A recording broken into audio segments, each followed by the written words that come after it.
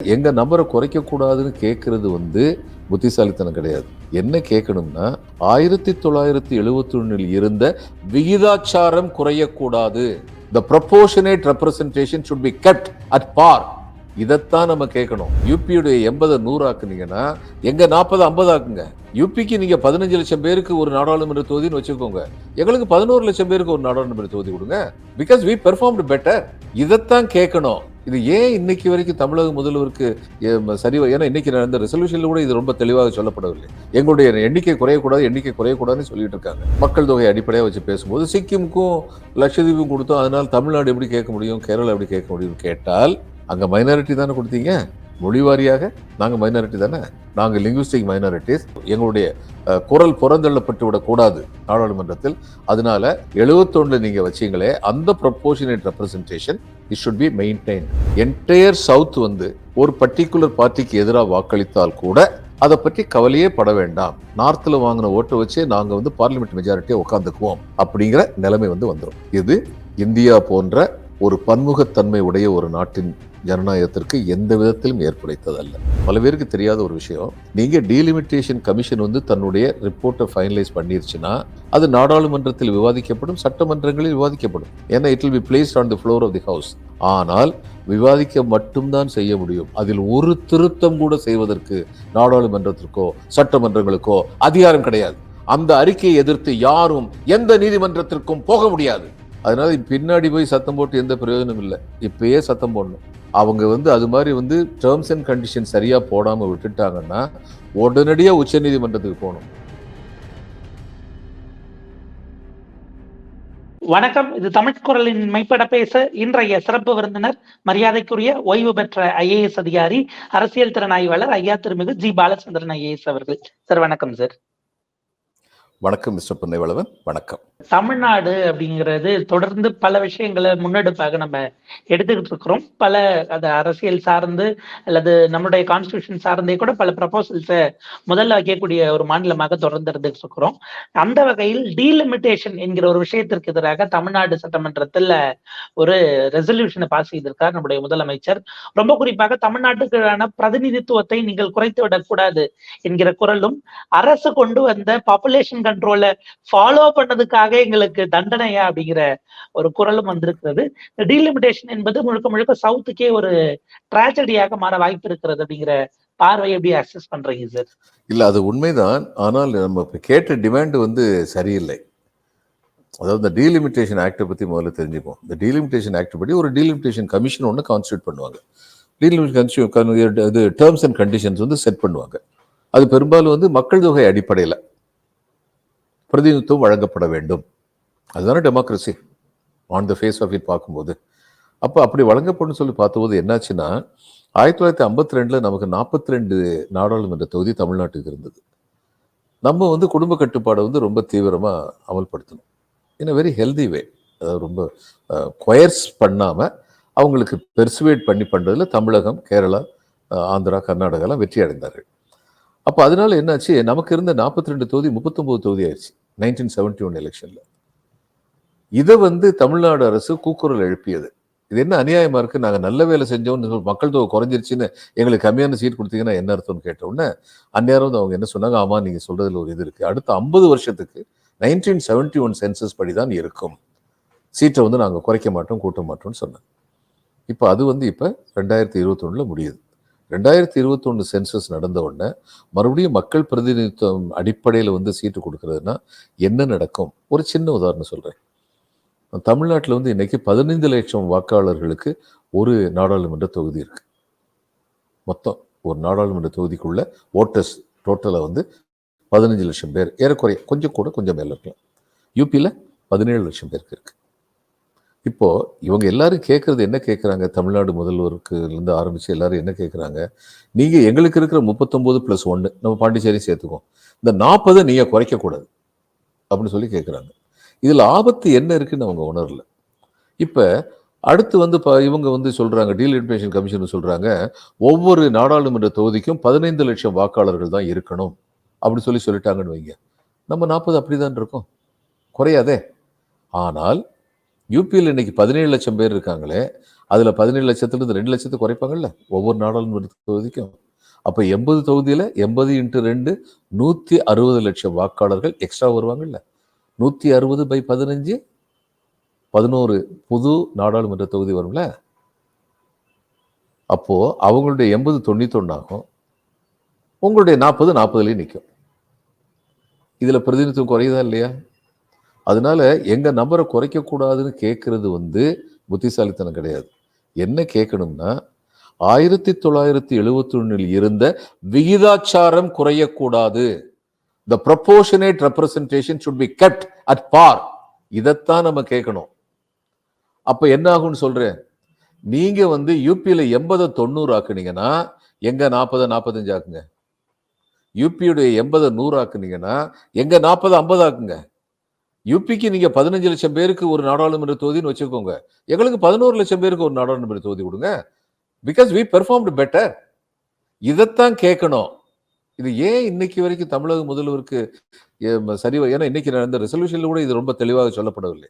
எங்களுடைய எண்ணிக்கை குறையக்கூடாதுன்னு சொல்லிட்டு இருக்காங்க. சசி தரூர் ரொம்ப அழகா சொன்னார். ஒரு மீட்டிங் துக்ளக் மீட்டிங்ல அவர் சொன்னாரு. அவர் கூப்பிட்டுருந்தாங்க.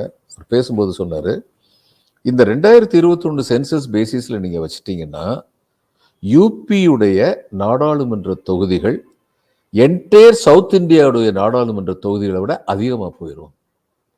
முதல்வர் அதை கோடிட்டு காட்டினார். 52ல பீகாரும் தமிழ்நாடும் ஒரே பாப்புலேஷனா இருந்தது ஏறக்குறைய. இன்னைக்கு எங்களை போல அவங்க 1.5 மடங்கு இருக்காங்க. அப்ப எங்களை விட 50% ஜாஸ்தியா அவங்களுக்கு போயிடும் சீட்டு அப்படின்னு கோடிட்டு காட்டினார். அதனால சீட்டு நம்பரை குறைக்க கூடாதுங்கிறது டிமாண்டா இருக்கக்கூடாது. விகிதாச்சாரம் குறையக்கூடாது. The ratio, the proportionate ratio should be maintained as such. இதை நம்ம கேட்கணும். சரி, இன்னொன்று கேட்கலாம். நான் அப்படி சொல்லும்போது டீலிமிட்டேஷன்ங்கிறதே இது மக்கள் தொகை அடிப்படையை வச்சுதான் இருக்கு. நீங்க புதுசாக அப்படி கேட்டீங்கன்னா எப்படி செய்ய முடியும் அப்படின்னா, நான் கேட்குறேன், சிக்கிமுக்கு ஒரு எம்பி கொடுத்துருக்கீங்களே, அங்கே எத்தனை பேர் இருக்காங்க? லட்சதீபுக்கு ஒரு எம்பி கொடுத்துருக்கீங்களே, அங்கே எத்தனை பேர் இருக்காங்க? அப்போ minority should be protected, there interest should be protected. இப்போ காங்கிரஸில் அமெரிக்காவில் உள்ள காங்கிரஸில் 50 ஸ்டேட் இருக்கு. ஸ்டேட்டு பெருசோ சிறுசோ எல்லா ஸ்டேட்டுக்கும் 2 ரெப்ரசன்டேட்டிவ் தான். அப்போ சின்ன state we are being pushed out நினைக்க மாட்டாங்க. சரி, இங்கே அது மாதிரி பண்ணலை. மக்கள் தொகை அடிப்படையாக வச்சு பேசும்போது சிக்கிமுக்கும் லட்சதீபுக்கும் கொடுத்தோம், அதனால தமிழ்நாடு எப்படி கேட்க முடியும், கேரளா எப்படி கேட்க முடியும்னு கேட்டால், அங்கே மைனாரிட்டி தானே கொடுத்தீங்க. நாங்கள் லிங்குவிஸ்டிக் மைனாரிட்டி தானே, மொழி வாரியாக நாங்கள் மைனாரிட்டி தானே. அப்போ எங்களுடைய மைனாரிட்டி ரைட்ஸ் ப்ரொடெக்ட் பண்ண வேண்டாமா? அதனால இப்போ இவங்க என்ன செய்யணும், உடனடியாக தமிழக அரசு இவங்களுக்கு ஒரு கடிதம் எழுதணும். நீங்க எங்களுக்கு நாங்கள் since we are linguistic minority, in fact எல்லா சதர்ன் ஸ்டேட்ஸும் சேர்ந்து காமன் ஸ்டாண்ட் எடுக்கணும். இதில் எடுத்து எழுதணும், நாங்கள் லிங்குவிஸ்டிக் மைனாரிட்டிஸ், நாங்கள் புறந்தள்ளப்பட்டு எங்களுடைய குரல் புறந்தள்ளப்பட்டு விடக்கூடாது நாடாளுமன்றத்தில். அதனால ஏற்கனவே நாங்கள் இழந்திருக்கோம் 52 to 72, மறுபடியும் இந்த இழப்பு வரக்கூடாது. 71 நீங்க வச்சீங்களே, அந்த proportionate representation it should be maintained அப்படின்னு சொல்லி எழுதணும். எழுதுனதுக்கு அப்புறம் அவங்க ஒரு லீகல் கமிஷன் கான்ஸ்டியூட் பண்ணுவாங்க. இவங்க சொன்னது கேட்கலன்னா உடனடியா சுப்ரீம் கோர்ட்ல கேஸ் போடணும். ஏன் தெரியுமா? பல பேருக்கு தெரியாத ஒரு விஷயம், நீங்க டீலிமிட்டேஷன் கமிஷன் தன்னுடைய ரிப்போர்ட்டை ஃபைனலைஸ் பண்ணிருச்சுன்னா அது நாடாளுமன்றத்தில் விவாதிக்கப்படும், சட்டமன்றங்களில் விவாதிக்கப்படும். ஏன்னா it will be placed on the floor of the house. ஆனால் விவாதிக்க மட்டும்தான் செய்ய முடியும். அதில் ஒரு திருத்தம் கூட செய்வதற்கு நாடாளுமன்றத்திற்கோ சட்டமன்றங்களுக்கோ அதிகாரம் கிடையாது. நம்பர் 1. நம்பர் 2, அந்த அறிக்கையை எதிர்த்து யாரும் எந்த நீதிமன்றத்திற்கும் போக முடியாது. அதனால பின்னாடி போய் சத்தம் போட்டு எந்த பிரயோஜனம் இல்லை. இப்பயே சத்தம் போடணும். அவங்க அது மாதிரி டேர்ம்ஸ் அண்ட் கண்டிஷன் சரியா போடாம விட்டுட்டாங்கன்னா உடனடியா உச்ச நீதிமன்றத்துக்கு போகணும். இப்ப நம்ம பேசின பேச்செல்லாம் அங்க பேசணும். இல்லைன்னா என்ன ஒரு சிச்சுவேஷன் வரும், என்டையர் சவுத் ஒரு பர்டிகுலர் பார்ட்டிக்கு எதிராக வாக்களித்தால் கூட அதை பற்றி கவலையே பட வேண்டாம், நார்த்தில் வாங்கின ஓட்டை வச்சு நாங்க பார்லிமெண்ட் மெஜாரிட்டியை உட்காந்துக்குவோம் அப்படிங்கிற நிலைமை வந்துடும். இது இந்தியா போன்ற ஒரு பன்முகத்தன்மை உடைய ஒரு நாட்டின் ஜனநாயகத்திற்கு எந்த விதத்திலும் ஏற்புடைத்ததல்ல. கண்டிப்பாக சார். ஏன்னா டீலிமிட்டேஷன் அப்படிங்கிறது ஏற்கனவே வந்து ஃபினான்ஷியல் இன்ஜஸ்டிஸ் அப்படிங்கிறதுக்காக ஒரு சதர்ன் ஸ்டேட் கன்ஃபெடரேஷன்ங்கிறத நோக்கி ஒரு ப்ரப்போசல் போயிட்டு இருக்கக்கூடிய காலகட்டத்துல நம்முடைய மற்ற உரிமைகள் பொலிட்டிக்கல் ரெப்ரசன்டேஷனுக்கான ரைட்ஸை கன்சர்வ் பண்றதுக்கான ஒரு கூட்டமைப்பு அப்படிங்கிறத நோக்கியும் ஒரு ப்ரப்போசலாக அதை நம்ம பார்க்கலாம். இப்ப இந்த டீலிமிட்டேஷன் சார்ந்த விஷயங்கள் அதுக்குள்ள பேசும் பொழுது பாஜகவும் கூட இந்த மாநில பாஜக அதுக்கு ஆதரவு தெரிவிக்கிறது நம்ம பார்க்க முடியுது. ஏன்னா ஸ்டேட்டுக்கான பாலிடிக்ஸாக அவங்க எடுக்கிறாங்களோ அப்படிங்கிற ஒரு பார்வை இருக்கு. பட் ஒன் அது நேஷன் ஒன் எலெக்ஷன் சொல்லுங்க. அது ஜும்லா. அவங்க பாஷையிலேயே சொல்றேன்னா ஜும்லா. சும்மா இவங்க இவங்க எதிர்க்கிறதுனால என்ன நடக்க போகுது? ஏன்னா இதுல வந்து இந்த காவேரி பிரச்சனையில் வந்து அண்ணாமலை என்ன சொன்னாரு? நாங்கள் தமிழகத்தின் பக்கம் உறுதியாக நிற்போம். இது உறுதியாக நின்று என்ன பிரயோஜனம்?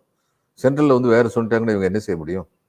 இது சும்மா இந்த லோக்கல் இதில் பாலிட்டிக்ஸ்ல வந்து எங்களுக்கு பேர் இருக்கணுங்கிறத பேசிட்டு இருக்காங்க. இவங்க எதுக்கவும் போறதில்ல. உண்மையில எதிர்த்தாலும் என்னமோ ஆக போறதும் இல்லை. இவங்களை நம்பி எந்த காரியமும் ஆகாது.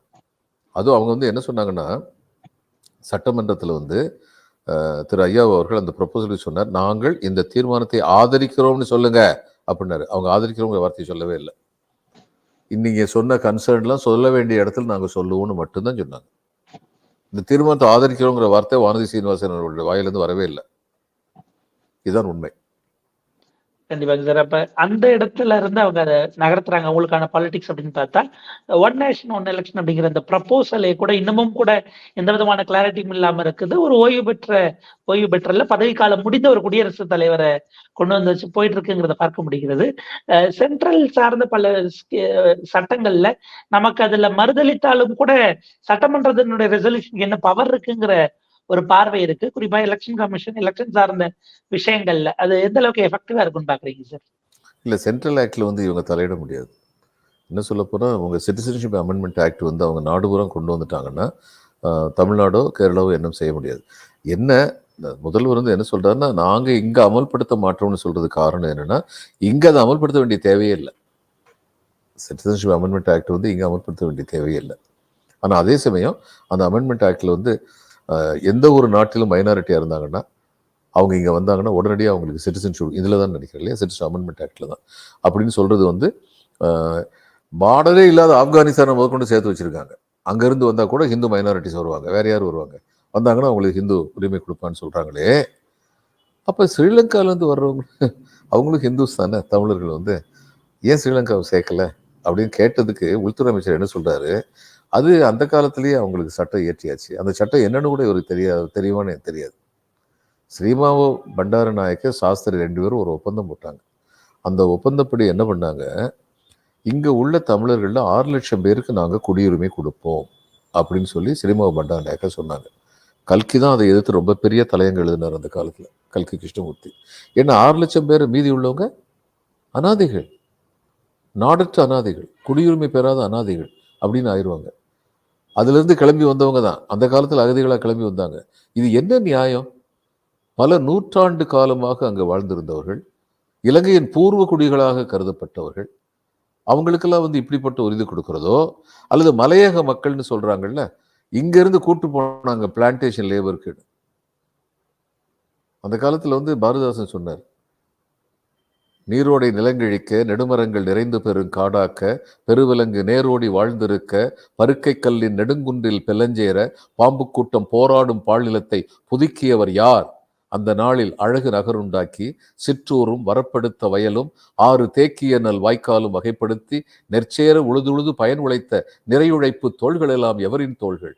கற்பிளந்து மலைபிளந்து கரிகள் பெட்டி கருவியெல்லாம் செய்து தந்த கைதான் யார் கை?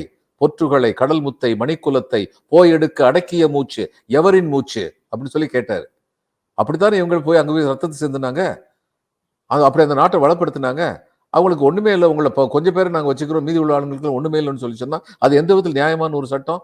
அப்படிப்பட்ட ஒரு சட்டத்துக்கு எதுக்கு வந்து இவர் போய் கையெழுத்து போட்டார் சாஸ்திரி? போட்டாங்க. ஏன்னா அந்நியாரமே வந்து தமிழர்கள்ங்கிறது வந்து ஒரு பெரிய பொருட்டு கிடையாது. இதுல இருந்து தமிழர்கள் வந்து பர்மாவில் வந்து நம்முடைய நகரத்தார் வந்து எல்லா சொத்து சுகம் எல்லாத்தையும் இழந்துட்டு விரட்டப்பட்டார்கள். அதுக்கு நமக்கு நீதி கிடைக்கவே இல்லை. கடைசி வரைக்கும் இவர் வந்து சிதம்பரம் ஃபினான்ஸ் மினிஸ்டர் இருந்தபோது அந்த ஒரு கோயில் சொத்தை எடுத்தாங்களோ அதை பத்தி வேணா நான் பேசுறேன், மத்தெல்லாம் பத்தி பேச முடியாதுன்னு சொல்லி சொன்னார். இதுதான் நமக்கு இருந்த நிலைமை. ஆனால் உகாண்டால இருந்து சில இவங்க விரட்டப்பட்டார்கள். விரட்டப்பட்ட உடனே இந்தியா என்ன சொல்லிச்சு, உகாண்டா வந்து உங்களுடைய காலனியா இருந்தது தானே பிரிட்டன் சொன்னாங்க. அத்தனை பேருக்கும் நீங்க வந்து பிரிட்டிஷ் சிட்டிசன்ஷிப் கொடுத்து அவங்களை ஏத்துக்கணும் அப்படின்னு கேட்டாங்க. சண்டை போட்டோம்ல. நான் மறுபடியும் சொல்றேன், இந்தியர்கள் யாருக்கும் எந்த ஒரு மூலையிலிருந்து அநீதி இழைக்கப்பட்டாலும் இந்திய அரசு குரல் கொடுத்தால் எனக்கு அது நிச்சயமாக மகிழ்ச்சி தான். ஆனால் அது எல்லோருக்கும் கொடுக்க வேண்டுமே. ஏன் தமிழர்களுக்கு மட்டும் கொடுக்க மாட்டேன் என்கிறீர்கள்? அதுதான் வருத்தம். அதனால இந்த சிஏ ஆன உண்மை என்னன்னா, இந்த சிஏ இதெல்லாம் வந்து சென்ட்ரல் ஆக்ட் வந்துருச்சுன்னா, central act is applicable to the whole country. எந்த ஒரு மாநிலமும் நான் அதை நடைமுறைப்படுத்த மாட்டேன்னு சொல்ல முடியாது. இதுல நடைமுறைப்படுத்த வேண்டிய தேவை இல்லை. அதனால இவங்க வந்து பொலிட்டிக்கல் ஸ்டாண்டர்டுகள் நாங்கள் நடைமுறைப்படுத்த மாட்டோம்னு சொல்லிட்டோன்னு. ஏன்னா உண்மையில இங்க அப்படி யாரும் கிடையாதுங்கிறதுனால அப்படி சொல்றாங்கன்னு நினைக்கிறேன். இதுக்கெல்லாம் நீங்க வந்து கேட்டீங்கன்னா, ஃபெடரலிசம்ங்கிறது உண்மையான கூட்டாட்சி வரணும்னா இந்த அனைத்து இந்திய கட்சிகளே இருக்கக்கூடாது. காங்கிரஸ், பிஜேபி இப்படிலாம் இருக்கக்கூடாது. எல்லா மாநிலத்திலும் 2 அல்லது 3 வலுத்த மாநில கட்சிகள் இருக்கணும். இந்த மாநில கட்சிகள் எல்லாமே சேர்ந்து எலெக்ஷன்ல வந்து என்ன பண்ணுவாங்க, இன்னைக்கு ஒவ்வொரு மாநிலத்திலையும் இப்போ இங்க ஏபி இருக்காங்க தமிழ்நாட்டில், கேரளாவில் சிடி இருக்காங்க, இதுல இஎஃப் இருக்காங்க, ஜிஹெச் இருக்காங்க. அப்ப இந்த ஏசிஇஹெச் இது மாதிரி இவங்கெல்லாம் ஒரு கூட்டணி, இன்னொருத்தவங்கெல்லாம் சேர்ந்து இன்னொரு கூட்டணின்னு வச்சா யாரு ஜெயிச்சு வந்தாலும் எல்லா மாநிலங்களுடைய உரிமைகளும் பாதுகாக்கப்படும். ஏன்னா எல்லா மாநிலங்களையும் சேர்ந்தவங்க தானே அங்க வந்து ஆட்சி அமைக்கிறாங்க. அந்த நிலைமை வர்றதுக்கு ரொம்ப நாள் ஆகும். ஆனா அந்த நிலைமை வரும்போது தான் இந்தியாவில் உண்மையான கூட்டாட்சி வரும். கண்டிப்பாக சார். அதுல நிறைவா ஒரு விஷயம் மட்டும் உங்ககிட்ட கேட்கணும் அப்படின்னு நினைக்கிறேன். பல விதமான ப்ரப்போசல்ஸ் வைக்கப்படுகிறது. அது ரிஃபார்ம்ஸா இருக்கணும் அப்படின்னு. ஏன்னா இந்த மசோதா உள்ள வரும் பொழுதுமே கூட என்ன மாதிரி பேசினாங்க அப்படின்னா, ஒரு ப்ரப்போசலை விசிகே சார்பில் ப்ரப்போஸ் பண்ணாங்க. நம்ம 1 vote 1 வேல்யூன்னு வைக்கிற மாதிரி 1 ஸ்டேட்டுக்கான ரெப்ரசன்டேஷன் எல்லாமே ஈக்குவலா வரணும். நீங்க யூஎஸ் கோட் பண்ண மாதிரி ஒரு ப்ரப்போசலையும் கூட அவங்க கொடுத்திருந்தாங்க. டாக்டர் ஜெயரஞ்சன் அவர்கள் ஒரு விஷயம் பதிவு பண்ணார். அதாவது நம்ம கொடுக்கக்கூடிய டாக்ஸ் அப்படிங்கிறது பல ஸ்டேட்ஸ்க்கு பிரிஞ்சு போயிட்டு இருக்கு.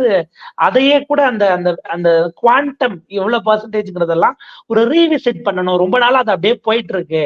அதை நம்ம ரீவிசிட் பண்ணி அட்லீஸ்ட் கொடுத்ததுக்கான ப்ராக்ரஸ் ரிப்போர்ட் ஆச்சும் அது என்ன இண்டிகேட்டர்ஸ்ல வந்திருக்குங்கிறதையாச்சும் கொடுக்கணும். நீங்க எண்ட்லெஸ்ஸா கொடுத்துக்கிட்டே இருக்க முடியாது அப்படிங்கிற ஒரு விஷயத்தையும் அவர் ப்ரப்போஸ் பண்ணியிருந்தார். ஸோ இந்த மாதிரியான ரிஃபார்ம்ஸ் அப்படிங்கிறது எந்த ஸ்டேக் ஹோல்டர்ஸ் வந்து மூவ் பண்ணணும்னு நீங்க பாக்குறீங்க சார்? குறிப்பா இப்ப நம்மள மாதிரியான ஓரளவுக்கு முன்னேறிய அல்லது ப்ராக்ரஸிவாக பல இண்டிகேட்டர்ஸ்ல இருக்கக்கூடிய ஸ்டேட்ஸ் எல்லாம் தொடர்ந்து மற்ற ஸ்டேட்ஸ்க்கு கொடுத்துக்கிட்டே இருக்கணும். அங்க இருக்கக்கூடிய பொலிட்டிஷியன்ஸ் பண்ண தவறுக்கு நம்ம அகைன் காமன் மேன நம்ம அவங்கள நம்ம இழிவுபடுத்த முடியாது அல்லது அவங்கள நம்ம எதுவும் கமெண்ட் அடிக்க முடியாது. அங்க இருக்கக்கூடிய அரசுகள் செய்த தவறுக்கு இங்க இருக்கக்கூடிய மக்களினுடைய விஷயங்கள் போகணுமாங்கிறத அந்த ப்ரப்போசல் சொசைட்டில இருந்து வரணுமா, இல்ல ஸ்டேட்ஸ் கிட்ட இருந்து வரணுமா, இல்ல யூனியன் கவர்மெண்ட் மூவ் பண்ணணுமா, எப்படி பாக்குறீங்க சார்? யூனியன் கவர்மெண்ட் மூவ் பண்ண மாட்டாங்க. பாதிக்கப்பட்ட மாநிலங்கள், அந்த பாதிக்கப்பட்ட மாநிலங்களுடைய மக்கள் இவங்ககிட்ட இருந்தால் அது வர வேண்டியிருக்கும். அதாவது 2 விஷயம் இருக்குது இதில்.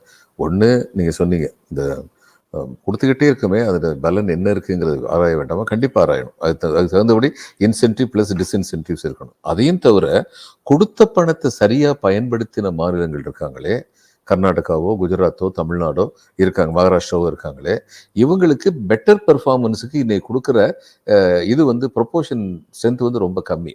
அந்த பர்சன்டேஜ் வந்து அதை கூட்டணும். அந்த 2ஐயும் செஞ்சால் பலன் வந்து வேறு மாதிரி நல்ல விதமாக இருக்கும்னு சொல்லி நினைக்கிறேன். அது ஆனால் இதெல்லாம் வந்து we should go on raising our voice. நான் ரொம்ப சின்ன பையனாக இருந்தபோது எங்கள் அப்பா வந்து ஒன்று சொல்லுவாங்க, நீ வந்துப்பா விதையை நட்டுக்கிட்டு இருக்கும்போது திரும்பி பார்க்கக்கூடாதுப்பா, விதை நட்டுக்கிட்டே போகணும், தொடர்ந்து விதை நட்டுக்கிட்டே போகணும். இந்த கடைசி விதையை நடும்போது முதல் விதை மரமாக இருக்கும். அப்படி பார்த்து தான் நம்ம சந்தோஷப்படணும். அதனால நம்ம வந்து தளர்ந்துடக்கூடாது, தொடர்ந்து நம்ம முயற்சிகள் எடுத்துக்கிட்டே இருக்கணும். ஜனநாயகத்தில் அது ரொம்ப இன்றியமையாது. கண்டிப்பாங்க சார். நான் கேட்ட ஒரு விஷயத்த மட்டும் அது சும்மா நீங்க சொன்னதுனால அது நான் சேர்த்து பதிவு பண்றேன். இந்த ஊரில் இந்த விதையை நான் நட்டு அதிலிருந்து மரமாகி வரக்கூடிய பழத்தை சாப்பிடுவதற்கு நான் இருக்க மாட்டேன் என்று தெரிந்தும் ஒரு வயதானவர் மரம் நடுகிற ஊரில் தான் அடுத்தடுத்த காலகட்டங்கள்ல மனிதம் தழைத்தோங்கும் அப்படின்னு அது செவி வழியா கேட்ட ஒரு ஒரு உவமை. அதை சொல்லி அந்த மாதிரி அடுத்தடுத்து வரக்கூடியவர்களுக்கான விஷயங்களை முன்னெடுத்து செல்லக்கூடிய ஒரு இடம், ஒரு பொறுப்பு நமக்கு இருக்கிறது. அதை உணர்ந்து செயல்பட வேண்டும், பயணிக்க வேண்டும் அப்படிங்கிறதோட நம்ம இந்த உரையாடல் நிறைவு செய்யலாம். பல்வேறு பணிகளுக்கு இணைந்து விரிவாகவும் சரிவாகவும் ஒரு நேர்காணல், உங்களுடைய நேர்பகிர்வுக்கும் கருத்து பகிர்வுக்கும் ரொம்ப நன்றிங்க சார். வணக்கம்.